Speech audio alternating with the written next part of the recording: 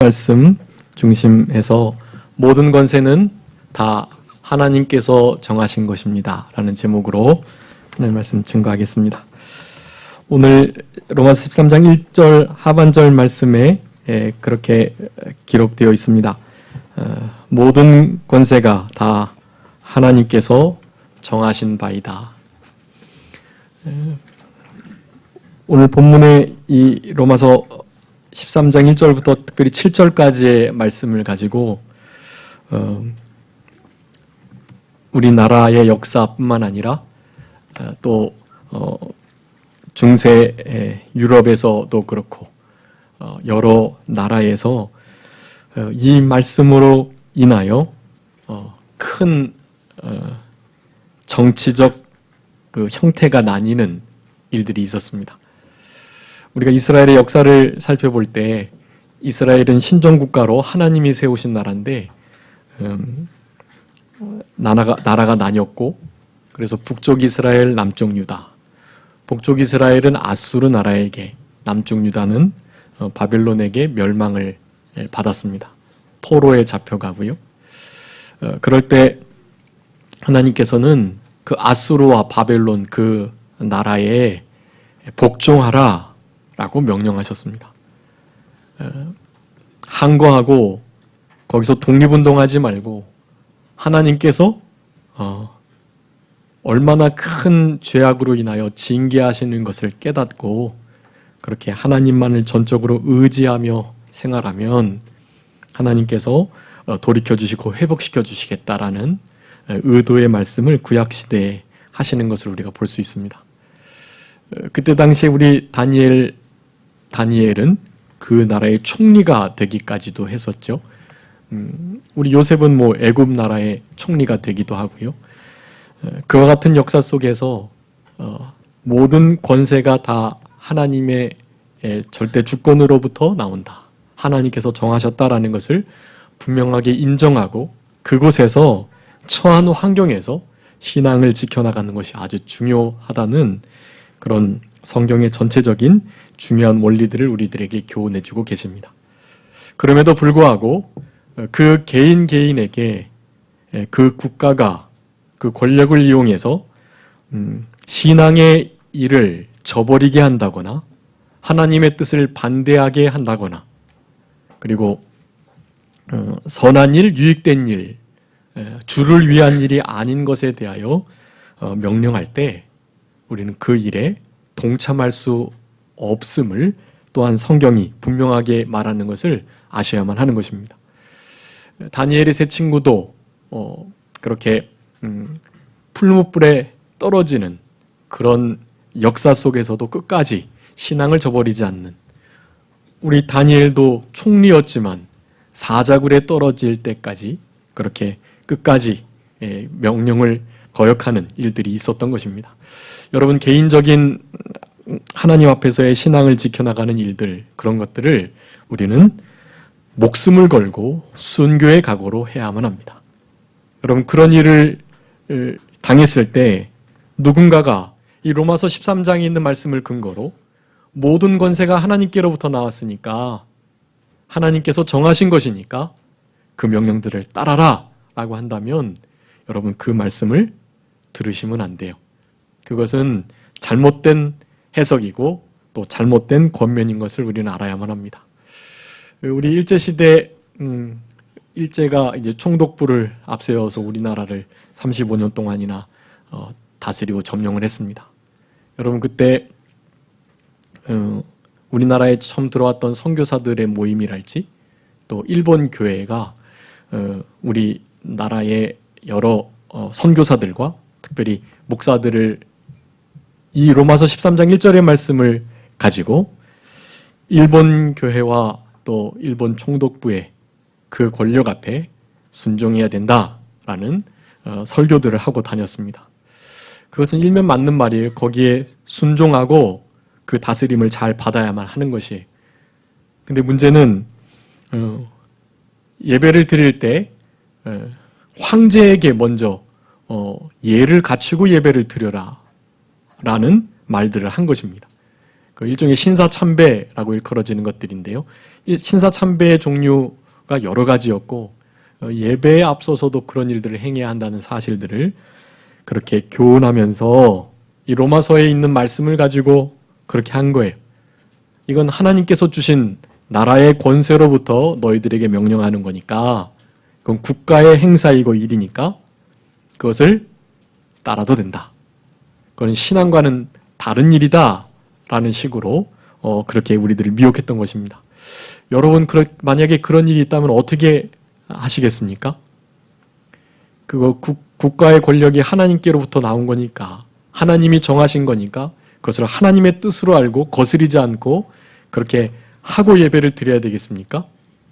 아니면 그걸 거절하고 목숨을 바치셔야 되겠습니까? 우리의 심령 속에 다 각각 대답이 있을 줄 아는데 대부분은 다 목숨을 걸고 신사참배하지 않고 예배를 못 드리고 죽는 한이 있어도 그 신앙을 지켜야 된다라고 생각하실 줄 믿습니다. 그것이 바른 신앙이고요. 그렇게 이 로마서 13장 1절의 말씀을 바르게 보셔야만 합니다. 말씀드리고 싶은 것은 이 말씀이 우리가 예수 그리스도의 거룩한 보혈과 그분의 희생을 통해서 구원받은 자들에게 주시는 하나님의 명령과 말씀인데, 이 말씀이 이를테면 국가 권력의 절대성을 부여한다든가, 그리고 이를테면 정치적인 일에 대해서 침묵해야 된다라고 말하는 것으로 사용된다면 여러분, 이와 같은 말씀을 잘못 적용하고 있는 것이다라는 것을 분명히 아셔야 되고, 우리의 생활 속에 이와 같은 우리의 신앙을 거스르는 일이 있다면 이 어떠한 희생과 또 수고를 막론하고라도 절대로 거기에 타협하거나 굴복하지 않는 우리들이 되어야만 합니다. 이 로마 13장의 말씀을 근거해서 지금도 어떤 이들은 우리 3.1절 독립운동한 거, 거기에 33인의 대표 중에 목사님들이 절반 이상이 계셨다는 것을 잘못된 것으로 말하는 이들이 있어요. 여러분, 그것은 정말로 잘못된 말입니다. 근데 문제는 이제 그 모든 정치적인 대항을 이 교회적으로 하느냐 개인적으로 하느냐가 아주 중요한 문제라는 것을 먼저 말씀드리고자 합니다. 왜냐하면 교회의 이름을 걸고 그와 같은 일을 해서는 안 돼요. 원래 교회는 그런 일을 하는 것이 아니에요. 교회의 제일 되는 목적이 무엇이겠습니까? 하나님의 영광을 위하는 것인데, 여러분, 하나님께서 언제 가장 영광을 받으십니까? 지금 이렇게 하나님께 우리 신령과 진정으로 예배할 때 영광 받으시고요. 또 하나님의 말씀을 순종하면서 목숨을 아끼지 않을 때 또한 그렇게 영광 받으십니다. 그런데 우리의 아주 일상생활 속에서 우리의 작은 희생과 사랑의 행위를 통해서, 그러니까 우리가 미랄이 돼서 썩어지고 낮아지고 또 소금처럼 녹아지고 그와 같은 역할을 잘 감당하면서 믿지 않는 사람들에게 이 하나님의 나라 복음, 예수 그리스도의 십자가의 죽으심과 부활의 그 역사가 조금이나마 증거되는 일이 있을 때 여러분, 그것을 하나님은 제일 기뻐하세요. 여러분, 사회개혁은 그와 같은 빛과 소금 역할을 감당하는 크리스찬들이 그의 삶의 영역 곳곳에서 그런 희생적인 삶을 통하여 사랑의 빛을 비출 때, 여러분, 그럴 때 사회개혁이 일어나는 것이고요. 우리 하나님의 영광이 드러나는 역사가 나타나는 것입니다. 교회 자체는 그와 같은 이들의 모임이기 때문에 이 희생하고 낮아지고 미랄이 되는 그와 같은 역사가 있어야 하고, 그리고 교회의 가장 본질적인 일들은 그리스도의 복음이 완성된 그 구속의 역사를 교회를 통해서 성취하는 일에 있습니다. 그것은 다른 것이 아니라 지금도 죽어가는 영혼들, 주님을 알지 못하는 어둠 가운데 거하는 영혼들을 빛 가운데로 인도하는 일, 즉 영혼을 살려내는 일을 가장 우선순위에 두는 그런 기관이라고 할 것이, 그렇기 때문에 본질적으로 교회라는 것 자체는 영혼을 구하고 또 복음을 그렇게 전하고, 우리 이 로마 13장 1절부터 7절까지의 말씀 전후에는 어떤 말씀이 있냐 하면 바로 사랑의 계명이 있습니다. 13장 8절부터 사랑의 말씀이 바로 이어져요. 그리고 우리 12장 그 21절에 악에게 지지 말고 선으로 악을 이기라는 말씀을 하면서 그 윗절에 계속해서 이 사랑해야 할 것, 우리가 교회 안에서 사회 안에서 이 사랑으로 그렇게 살아가야 할 것을 강력하게 교훈하고 계시는 것입니다. 그래서 이 본문 비평 잘못된 신학자들은 이 말씀이 중간에 누가 삽입한 거다, 다른 사람이 쓴 거다, 사도 바울이 쓴 게 아니라, 그러니까 그것을 없애버려야 된다. 12장 21절의 말씀과 13장 8절의 말씀이 바로 연결이 돼가지고 그렇게 쓰여져야 된다라고 말을 합니다. 당연히 잘못된 것이고요. 이 13장 1절부터 7절의 말씀은 그 사랑의 계명을 순종해야 할 이 땅에서의 크리스천들이 특별히 국가에 대해서도 어떠한 태도를 취해야 할 것인가에 대해서 말하는 말씀임과 동시에 사실은 이 말씀은 실제적으로 모든 권력이 하나님께로부터 나왔다라고 천명하고 있는데, 그 말을 다른 말로 하면 하나님께로부터 오지 않았다고 말하는 그런 권력을 향하여 하시는 말씀이라는 것이, 성도들 중에서도 이 모든 이 국가적 권력, 그 위정자들의 그 권세가 하나님께로부터 오지 않았다라고 생각하는 이들이 있었다라는 것을 말하고 있는 것입니다. 그래서 이 말씀에 그 서론적으로 생각해 볼 것은, 우리 로마서 이 자체의 말씀, 16장까지의 말씀을 누구에게 썼느냐, 언제 썼느냐가 아주 중요한 그런 살펴봐야 할 대목이라는 것입니다. 제목이 로마서인 것처럼 로마에 있는 크리스찬들에게 쓴 거예요. 그 로마서를 쓸 시기에는 물론 네로나 도미티안 황제가 집권하기 바로 전이었지만 여전히 이 기독교 크리스찬들에게 대해서는 여러 가지 박해가 있었던 때입니다. 예수님의 시대만 해도 이 유대교는 로마로부터 어느 정도 인정을 받았어요. 그런데 이 유대교가 그렇게 정치적인 종교인 것이 이제 로마 안에서 점점 드러나게 되고, 그래서 로마의 여러 권력들이 유대교를 믿는 이들에게도 이렇게 박해를 가하는 일들이 있었고, 그런데 문제는 유대교가 어느 정도 인정이 되는 때였기 때문에 그 가운데서 나왔다라고 여겨지는 이 기독교를 향한 박해는 정말 아주 컸던 것입니다. 우리 사도행전 16장, 17장 이런 말씀 보면 이 예수님을 믿는 자들을 이렇게 세상을, 천하를 어지럽히는 자다라는 표현을 쓰면서 은장색 같은 경우 우상 섬기지 말라는 이 그리스도인들의 명령과 그와 같은 행동들을 통해서 자신들의 생업이 위협받고 그런 일들이 있었던 거예요.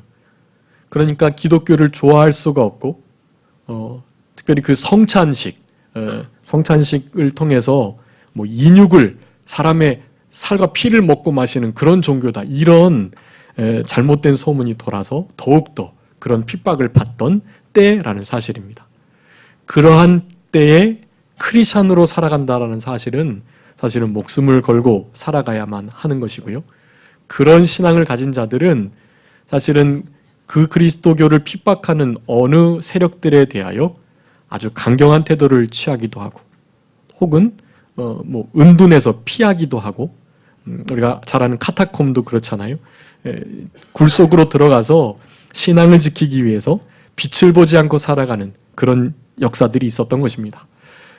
그런데 문제는 그렇게 양쪽 편이 아닌 로마에서 살아가는 로마인들과 유대인들 중에서 기독교를 믿는 크리스찬들, 로마 크리스찬들, 유대교 크리스찬들이 이 나라에 대하여 어떤 태도를 취해야 할 것인가에 대해서 오늘 본문의 말씀을 하고 있는 것이, 그 나라의 법을 구약에 있는 역사와 같이 잘 따라야 된다라고 말하는 거예요. 지금 하나님께로부터 나온 거니까.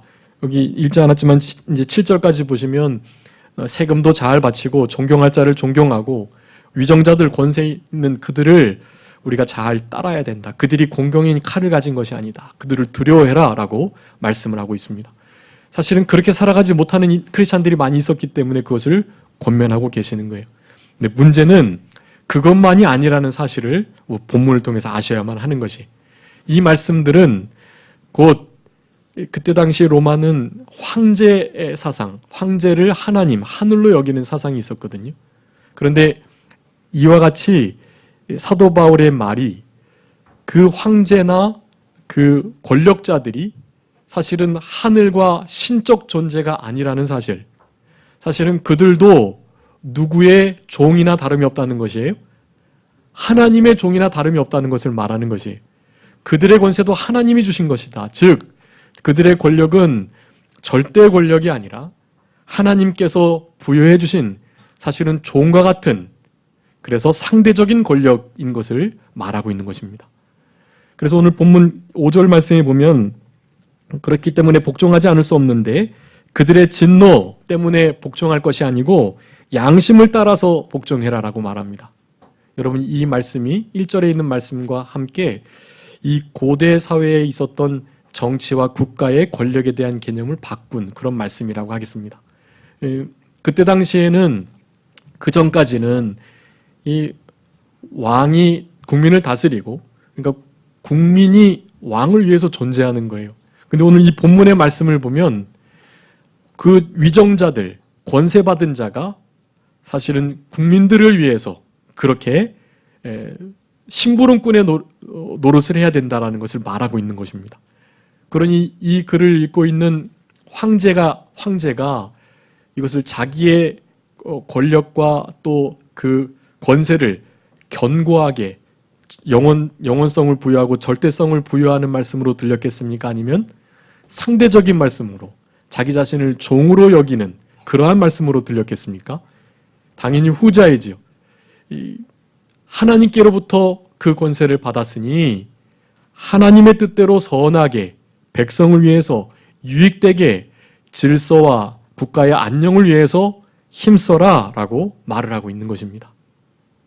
문제는 그러한 권력을 순종할 때 이렇게 그들이 칼을 들고 진노, 그걸 하지 않으면 벌을 받을까 봐 순종하는 것이 아니라 우리의 양심을 따라서 그 말씀을 잘 순종하고 굴복해야 한다는 것이, 그것이 하나님께로부터 온 권세이고 하나님께서 정하신 바이니까 그것을 양심을 따라서 잘 순종하라는 것입니다. 기꺼이 순종하고 모든 세금과 조공과 바쳐야 할 것들을 잘 바치고 그들을 두려워하는 마음을 가지고 또한 존경하는 마음을 가지고 그렇게 생활을 해야 된다고 말을 하는 것입니다. 거기에 따라서 그들이 하나님의 위인 권세를 받은 자처럼 행동하지 않고 악법을 말하고 자신의 권력을 위하고 또 하나님의 말씀에 위배되는 권세를 쓴다면 어떻게 하라는 것입니까? 양심을 따라서 그것을 저항하라고 하는 말씀인 것이, 여러분, 양심을 따라서 그와 같은 것들을 아주 절연하게 철저하게 거부해야만 하는 것이, 그것은 영혼을 위하고 또 선으로 악을 이겨야만 하는, 그리고 결국 이 모든 일들이 하나님의 뜻대로 이루어지면서 결국 복음을 전해야 할 이 교회라는 기관이 그런 일에 앞장서면 안 되고요. 각 개인이 그런 일들을 행해야 할 것을 말씀하고 계시는 그런 구절이라는 것입니다. 이것은 양심을 따라서 권력자들의 그 명령을 거부할 수도 있다는 말씀을 하고 계시는 너무나 중요한 말씀이에요. 그래서 우리가 잘 아는 것처럼 영국의 청교도들이 그 피해 여왕이라고 불리는 메리 여왕과 그렇게 투쟁을 하면서 그들도 당연히 비폭력 투쟁을 했습니다. 그래서 결국 있을 자리가 없어서 미국으로 건너가게 된 거예요. 신대륙으로. 그래서 미국이라는 국가를 그들이 건설하게 되었던 것입니다. 그들이 메리 여왕에게 항거하는 그러한 중요한 성경 구절로 바로 이 로마서 13장 1절부터 5절의 말씀을 사용하고 있었던 것입니다. 하나님께로부터 왔으니까 메리 왕에게 순종해야 된다라고 말하는 것이 아니고요. 하나님께로 온 권력을 그들이 남용하고 있고 유익되게 백성을 위해서 또 하나님을 위하여 쓰고 있지 못하기 때문에 우리는 양심을 따라서 그것을 절연히 거부해야 된다라는 것을 말했던 것입니다.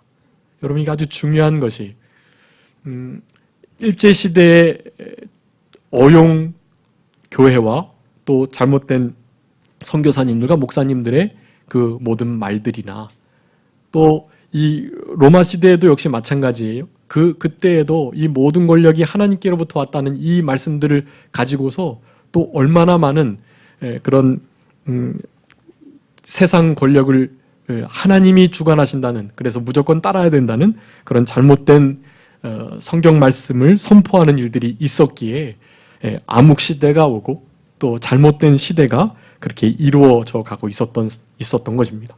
여러분, 이것이 아주 우리의 신앙생활에 중요한 교훈을 주고 있습니다. 모든 세상 권력이 하나님께로부터 왔고 세상 권력, 권세뿐만이 아니라 우리의 일상생활의 모든 것이 사실은 다 하나님께로부터 왔어요. 하나님께로부터 오지 않은 것이 없습니다. 여러분의 인생을 지금 누가 주관하고 계십니까? 하나님께서 주관하고 계십니다.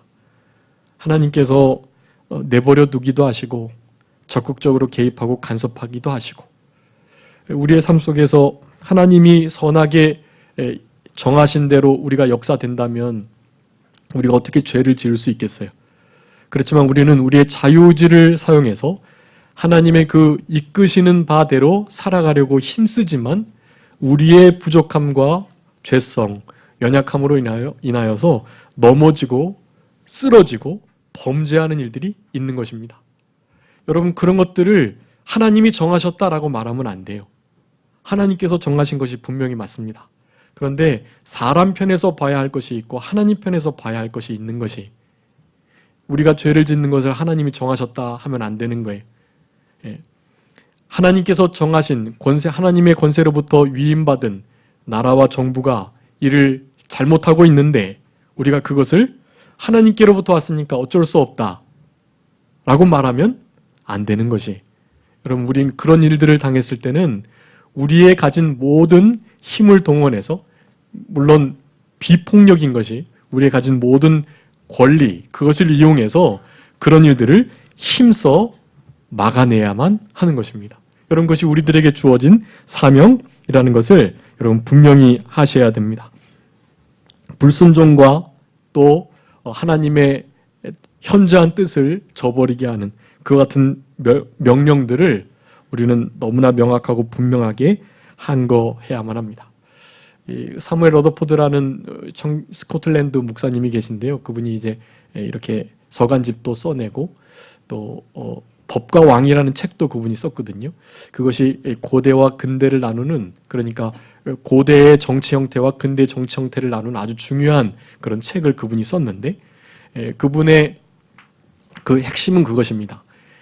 그때 절대 권력을 휘두르고 있는 그 왕정제도, 황제제도가 있었는데 그런 것들은 다 하나님의 말씀의 법, 그러니까 언약의 법을 모델로 한 흔히 말하는 그 자연법, 그 자연법으로부터 다 헌법이 나온 건데요. 그 헌법을 중심으로 한 법치 체제가 중요하다. 왕도 그 법 아래서 움직여야 된다라는 것을 주장한 분이신 거예요. 이 왕이, 권력이 그 하나님의 법과 자연법, 헌법, 그와 같은 법 위에 서려고 한다면 그것은 너무나 잘못된 일인 거예요. 그것은 우리의 개인적인 권리를 사용해서 그것을 항거해야만 하는 것입니다. 여러분, 지금 우리나라의 이 정치의 모습들이 잘 알고 계시는 것처럼 정치, 경제, 문화, 역사, 종교까지 지금 좌편향되어 있습니다. 아까 서두에 말씀드렸는데 이와 같은 말씀들을 가지고 특별히 교회에서는 정치적인 일에 대해서는 침묵해야 된다라고 말하는 일들을 지금 하고 있어요. 그래서 정교 분리의 원칙이다. 정교 분리의 원칙은 그런 의미가 아닙니다. 정치가 종교의 일에 관여할 수 없는 게 정교 분리예요. 교회 안에서는 정치를 바르게 해야 된다 선포해야만 하고, 우리 한 사람 한 사람이 우리 한 사람 한 사람이 선거를 하는 정치에 관여하는 사람들이잖아요. 정치가 없이 신앙이 있을 수가 없어요. 우리는 그 정치 속에 살아가는 자들입니다. 그래서 교회에서는 정치를 바르게 해라, 그리고 성도들을 향해서 제대로 된 투표를 해라라고 분명하게 교훈을 해 주어야만 하는 것입니다. 로마서 13장 1절부터 7절이 얼마나 정치적인 말씀들이에요. 근데 이 정치적인 말씀들을 사실 여태까지 한쪽으로 치우쳐서 말하고 있었습니다. 저도 이 말씀을 이제 어제 산에서 준비하면서 이 말씀이 그런 의미였구나라는 것을 정말 새롭게 깨달았습니다. 여러분 혹시 이 말씀이 실제로 하나님께로부터 온 권세임에도 우리의 양심을 따라 그것을 정할 수 있음을, 그리고 아주 절대 권력을 그 국가와 나라에 온전한 영원한 절대적인 권력을 부여하는 그 같은 말씀이 아니라는 것을 혹시 생각해 보셨는지 모르겠어요. 저는 처음 생각해 봤습니다. 이 말씀에 의해서 그래 우리가 어쨌든 그냥 기도하고 이렇게 잘 받들어야지 하는 생각을 가지고 있었는데, 그것이 물론 틀린 생각은 아니었지만 한쪽에 치우쳐 있던 생각이었다라는 것입니다. 여러분 결코 이 말씀이 우리에게 정치적 침묵을 요구하는 말씀이나, 그리고 권력에 대하여 전혀 항거할 수 없는 하나님의 뜻이라고 말하는데 우리 기독교인이 어떻게 항의를 하겠어요? 그런 말씀으로 사용되는 말씀이 아니라는 것을 여러분 분명히 하셔야 합니다. 로마 시대의 상황이 그러했고 또 일제시대 상황이 그러했을 때조차 사실은 이 말씀이 그러한 세력들을 항거하는, 그리고 잘못된 것을 절연히 목숨을 걸고 거부하는 비폭력으로 그렇게 분명하게 맞서는 너무나 중요한 말씀이 되었다라는 사실을 여러분 기억하셔야 하는 것이, 만약에 3.1운동과 같은 일들이 일어나게 된다. 그럼 여러분 어떻게 하셔야 되겠습니까? 그 일에 참여하셔야 돼요. 우리나라의 독립을 위해서 목숨을 거셔야 되는 거예요. 거기에 영화교회 이름으로 우리 교회가 단체로 나가면 안 됩니다. 교회는 그런 일을 하는 게 아니에요. 그렇지만 목사 자신도 국가의 일원이기 때문에 저도 나가서 그 1900년대 그 3.1운동 바로 그때에 많은 목사님들이 깨어서 나라를 바로 잡아야 된다는, 독립을 반드시 이루어야 된다는 그 마음을 가지고 태극기를 들고 그렇게 만세를 외쳤던 것처럼 여러분 그 일에 힘써 참여하셔야만 하는 것이, 그때 이런 말씀들을 들고 하나님께로부터 그 국가의 권력이 왔는데 그 국가의 권력에 복종해라, 거스리는 것은 하나님의 뜻을 거스리는 거다라고 말씀하셔서는 안 돼요. 목숨을 걸고 그와 같은 일을 하셔야만 하는 것입니다.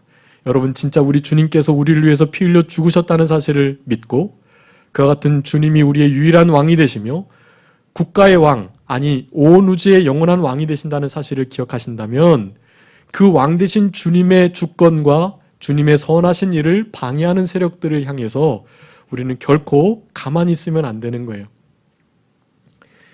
제가 예전에 그런 경험을 했었는데 어떤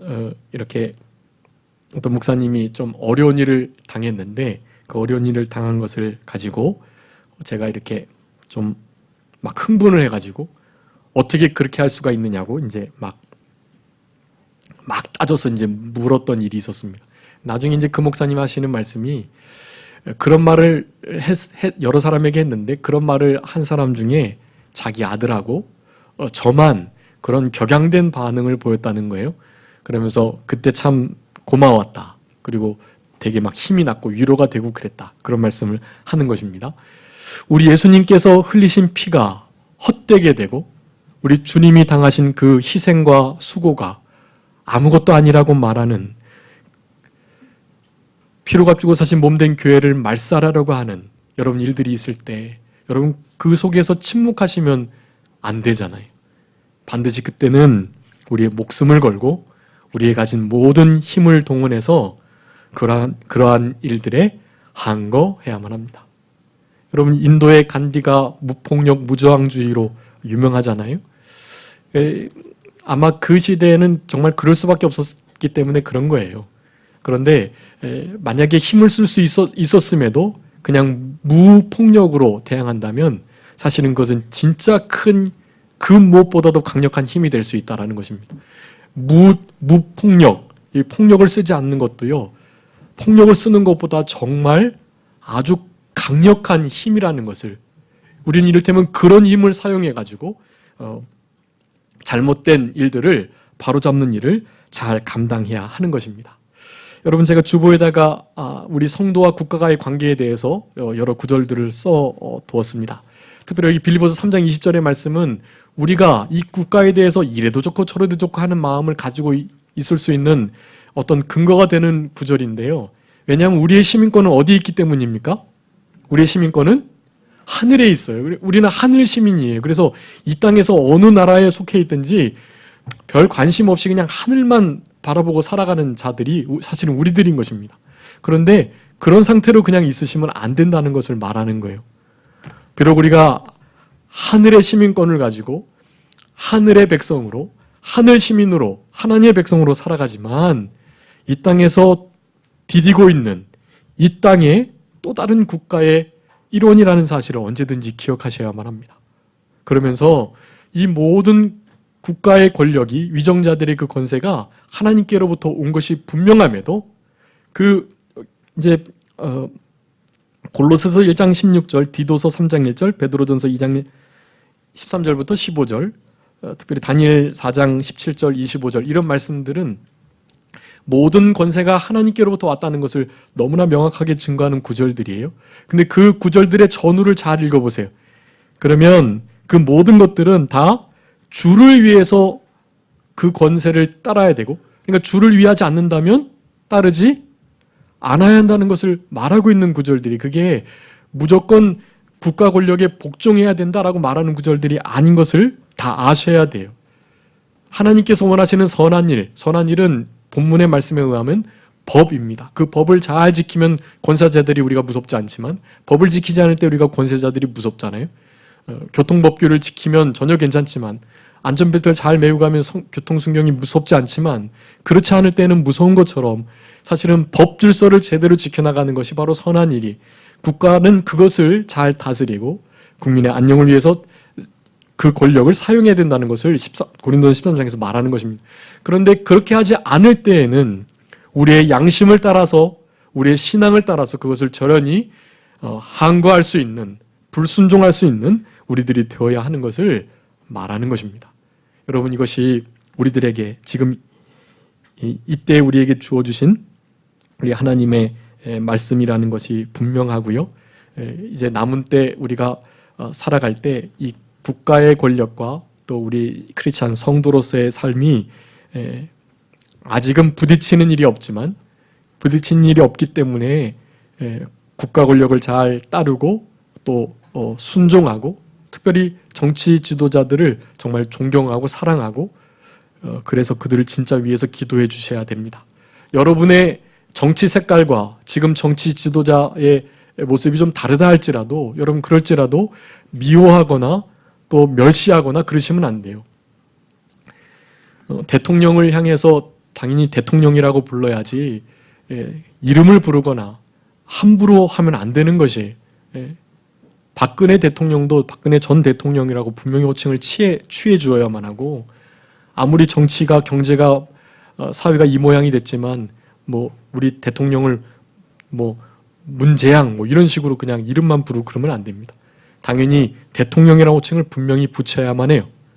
물론 전 정권을 그저 찬탈한 도적 정권으로 보고서 대통령 하야가 맞지 않다, 하야는 정권을 제대로 잡은 자가 제대로 못할 때 끌어내리는 것이지만, 이 정권은 전 정권을 밟고 뺏은 도적 정권이기 때문에 하야도 맞지 않다, 그냥 그 자리에서 끌어내려야 된다라고 말하는 그런 자들이 있긴 하지만, 그런 것에 우리 믿는 자들이 이렇게 따라가선 안 되고, 진짜로 대통령이, 왜냐하면 하나님이 그 일을, 누가 하신 거예요? 하나님이 하신 거예요. 우리는 그것을 인정해야만 하고, 그렇게 대통령이 된 그를 존경하고 사랑하고 그를 위해서 진심으로 기도해 주어야만 하는 것입니다. 그래서 우리가 해야 할 일, 마지막에 주보 마지막에다가 써 두었습니다. 여러분 디모데 전서 2장 1절부터 5절인데 2절까지만 우리 다 같이 한번 읽어보도록 하겠습니다. 디모데 전서 2장 1절로 2절입니다. 시작. 그러므로 내가 첫째로 권하노니 모든 사람을 위하여 간구와 기도와 도구와 감사를 하되 임금들과 높은 지위에 있는 모든 사람을 위하여 하라. 이는 우리가 모든 경건과 단정함으로 고요하고 평안한 생활을 하려 함이라. 아멘. 여러분 이것이 우리의 일반적인 생활뿐만 아니라 특별히 경건함과 단정함, 우리의 성결된 신앙생활과 우리의 하나님 앞에서의 이 경건된 삶, 전도하고 찬송하고 기도하고 또 하나님 앞에 이렇게 예배드리고 이와 같은 일들이 혹시 이루어지지 못하는 일이 없도록, 그런 일이 없도록 무엇 해야 된다고요? 임금들과 높은 지위에 있는 위정자들을 위해서 무엇 해라? 기도해라 라고 말하는 것입니다. 여러분 이 사명 감당하지 않고 정부를 비판하거나 이 정치 권력에 대해서 항거하시면 안 돼요. 이렇게 기도하셔야만 합니다. 여러분 지금 우리 자유 대한민국을 위해서 기도하셔야 하고, 이것은 다른 것이 아니에요. 우리 주님께서 피 뿌리신, 그리고 그 선교사들이 순교의 피를 가지고 세워놓으신 이 교회와 나라가 제대로 되기 위한 것이, 하나님의 나라가 온전히 이루어지기 위한 일이라는 사실입니다. 여러분 그 일을 위해서 여러분 그 무엇보다도 이 기도하는 일, 우리 교회는 기도하는 일을 해야 돼요. 기도해서만 안 된다. 교회의 이름을 걸고 태극기 들고 거리로 나가야 된다. 이런 식으로 말하는 거 잘못된 거예요. 개인적으로 그 일을 하셔야만 합니다. 그리고 교회는 무슨 일을 하셔야 된다고요? 기도하는 일을 하셔야 돼요. 감사하시며 도구하고 간구하고 간절히 중재하면서 하나님 앞에 기도하셔야만 합니다. 여러분 하루에 나라를 위해서 10분 이상 기도하지 않고 걱정하거나 다른 말씀 내시면 안 돼요. 걱정하지 말고 다른 말 하지 말고 일단 적어도 10분 이상 나라를 위해서 기도를 하세요. 반드시 기도를 하셔야 될 때입니다. 기도를 하시고 이 나라가 우리가 평안하고 고요하고 경건한 중에, 안정한 중에 믿음 생활 잘할 수 있는 선교 나라 될 수 있도록 여러분 간절히 기도해 주셔야 되고요. 여러분 그 일이 이루어지지 않으면 죄송하지만 하나님께서 이스라엘 나라를 남북으로 나누시고 아수르와 바벨론에게 그렇게 포로 잡혀가게 하셨듯 어떠한 전쟁의 몽둥이를 들어서 우리나라를 그렇게 징계하실는지 알 수 없습니다. 소돔과 고모라가 망한 것이 의인 몇 사람이 없어서 그래요? 10사람이 없어서 그래요. 예루살렘이 바벨론에게 망하게 된 이유가 거리에 공의를 행하고 진리를 찾는 자 몇 사람이 없어서 그래요? 한 사람이 없어서 그런 거예요. 여러분 나라가 망하게 되는 것은요, 의인 한 사람, 의인 10사람이 없기 때문에 그렇습니다. 나라와 위정자들을 위해서 기도하는 그들이 없어서 그래요. 무릎 꿇는 경건한 한 사람이 없어서 그런 것입니다. 좌우의 정치색이 중요한 게 아닙니다. 하나님 앞에 믿음을 제대로 잘 지켜나가는 그런 교회와 국가가 되도록 여러분 나라와 민족을 위해서 기도해 주시고, 그럼에도 불구하고 이 모든 권세가 다 하나님께로부터 나왔다는 거, 하나님이 정하셨다는 사실을 기억하면서, 그렇지만 우리의 양심을 따라서 그 권력에 대하여 우리의 태도를 분명히 해야 할 것을 여러분 심령 속에 분명히 가지시고 아무쪼록 남은 때 우리 디모데전서 2장 1절로 2절에 명령하시는 것처럼 우리 나라와 임금들과 높은 위정자들, 우리나라의 장차관들을 비롯해서 많은 위정자들이 있는데요. 여러분 그런 이들을 위해서 간절히 기도하시는 그런 우리들의 남은 생애가 되심으로 우리나라의 그리스도의 나라가, 하나님의 나라가 이루어지는 그런 복된 역사가 나타나는 그런 모든 역사를 그렇게 경험하기를 소원하는 우리 모두가 되어야 되겠습니다. 잠깐 기도하겠습니다. 살아계신 우리 아버지 하나님 감사합니다. 우리들에게 모든 국가의 권력이, 위정자의 권세가 하나님께로부터 나왔으며 하나님께서 정하셨다는 것을 분명히 깨닫게 해주시는 은혜를 진심으로 감사하옵고 감사합니다. 양심을 따라 권력을 순종하는 우리들이 되게 하여 주시고, 이 모든 역사 속에서 하나님이 오롯이 영광을 받으시는 일이 있어야만 하겠기에 교회는 영혼을 살려내고 선으로 악을 이기며 복음이 전파되어 그리스도의 나라가 이루어지는 일에만 본질적으로 충실해야 할 것, 그것을 분명히 하고, 우리가 또한 개인적으로 나라의 일원임에 우리가 가지고 있는 모든 힘을 다 동원해서 하나님의 말씀을 거역하고 또 선과 유익을 해치는, 법치를 해치는 그 같은 모든 일들에 대해서는 적극적으로 항거할 수 있는 우리들의 삶이 되게 하여 주셔서, 우리 하나님이 먼저 영광을 받으시고 우리의 삶 속에서도 하나님의 참된 평화와 안식이 있을 수 있는 그런 우리들의 남은 생애가 되게 하여 주시옵소서. 무엇보다도 임금들과 높은 지위에 있는 유정자들을 위해서 꼭 기도하고 도구하고 간구하는, 감사할 수 있는 우리들 되게 하여 주시옵소서. 감사하옵고 예수 그리스도의 이름으로 기도 올리옵나이다. 아멘.